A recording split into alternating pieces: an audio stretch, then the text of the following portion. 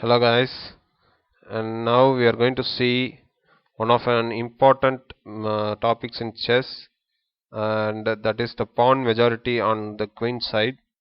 This is one of the important strategy, and the pawn majority makes us to plan on the game flow, or how the game would go, either the flank or the center. So in this game, white player is Botvinnik and the black player is March, and it's played in Leningrad 1934 Karakan defense. And let's see how Botvinnik uses his pawn majority to take up the point. So after e4, c6, d4, d5, ed5, cd5, and c4, knight f6, knight c3, knight c6, bishop g5, e6, c5, bishop to e7, bishop b5, castle shot, knight f3, knight e4, bishop takes e7, knight takes e7, rook c1, and knight to g6,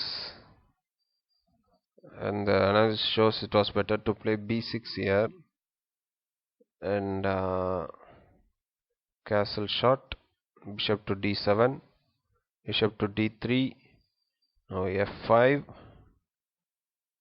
b4,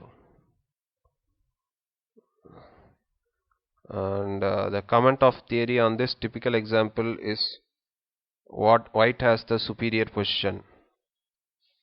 But why is white position superior? The material is equal. uh, it cannot be said that white has further progressed than black, but on the contrary, black's knight is well established. uh, the pieces on either side enjoy approximately equal mobility. uh, why is white's position superior? uh, White stands better because he has a pawn majority on the queen side.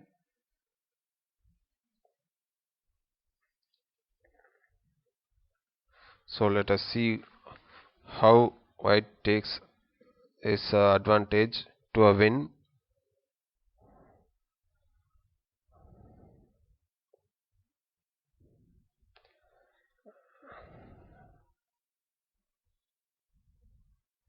The the first part is not difficult. White or black has the advantage because of the possibility of making an outside passed pawn. So the pawn majority gives you the possibility of making an outside passed pawn.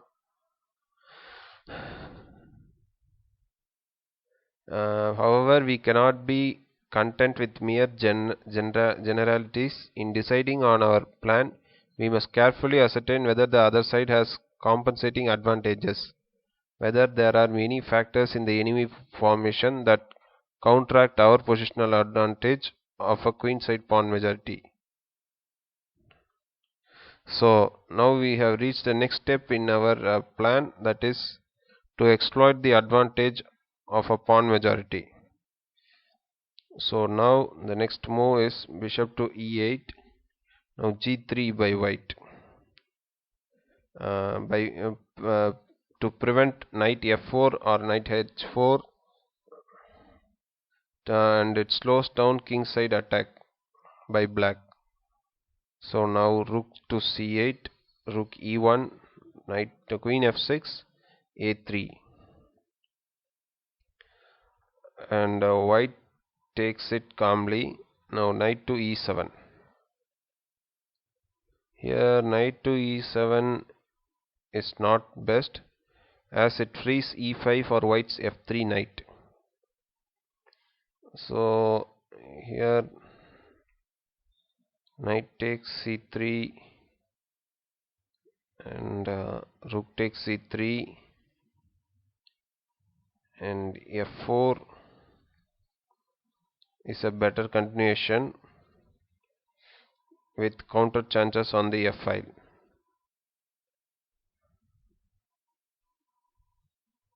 So then after knight e7, now knight e5, now queen h6, f3, knight to f2,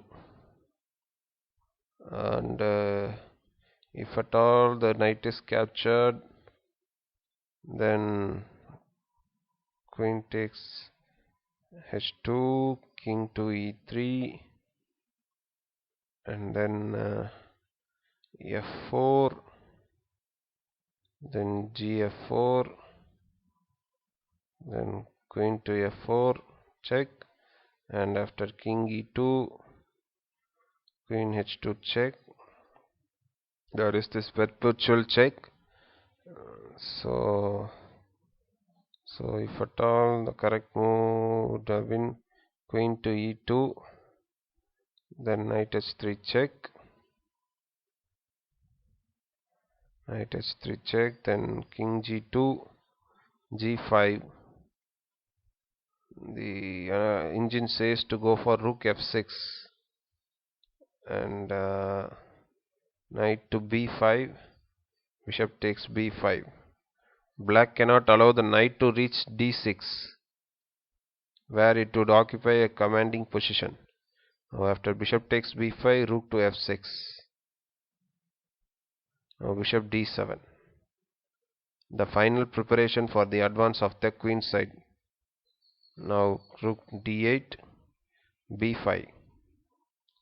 Now queen h5, and as black can in no way prevent the execution of white's plan, he makes a last desperate attempt to achieve some positive result on the king side. So he tells to go for this move. Actually the engine says for g4, and now if at all f4, but instead c6 is good. Now b takes c6. Is it good? Now after b takes c6, knight takes c6,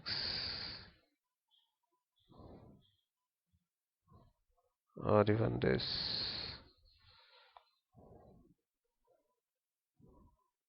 Knight g5, now f4, and queen to f3, knight takes, g takes, and then queen takes. Now the other rook joins in. Now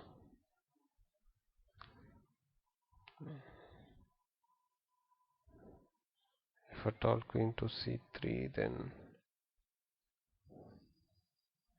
I think the passed pawn is unstoppable there. It's a monster. So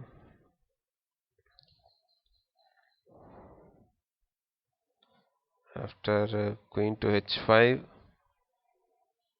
c6, and rook h6. Now there is a threat of knight f4 check, and queen takes h2 check. However, white parries the threat simply by putting king h1. For black is powerless against the advance of the white passed pawn. The game could have continued like this: b takes c6, and b takes c6. Now rook to f8, and then c7, and then king g7,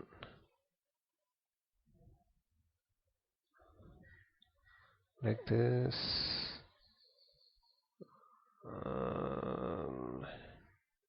It takes c6. Now when knight c8, now knight c8, then c7, then the rook to f8, Now knight to c6.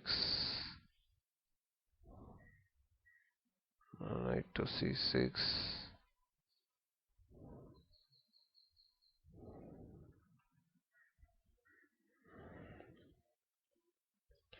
Now there is the double threat of bishop takes e6 or bishop takes e8. So the game is over.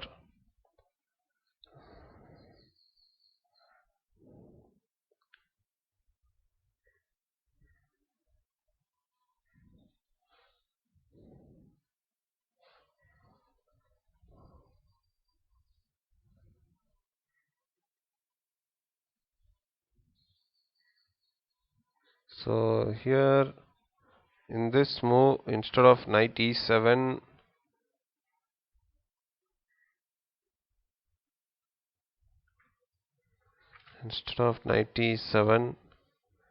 it was better to take this knight, exchange the knight on c3, and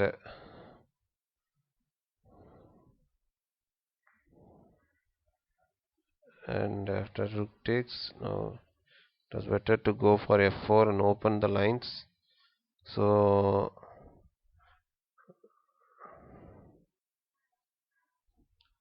anywhere else did black make any mistake?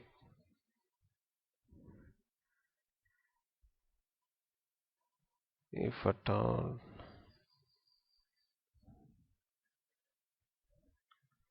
It was better to put b6 on the 11th move. Now white would have gone c6 and then knight to d6, or even a6 here, and bishop to d3,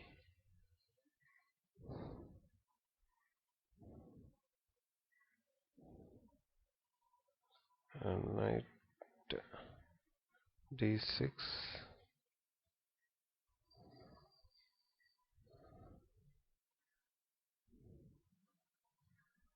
to now rook to a7. So if at all black would have gone like this, he could have at least survived and keep on the game going. This position is equal here.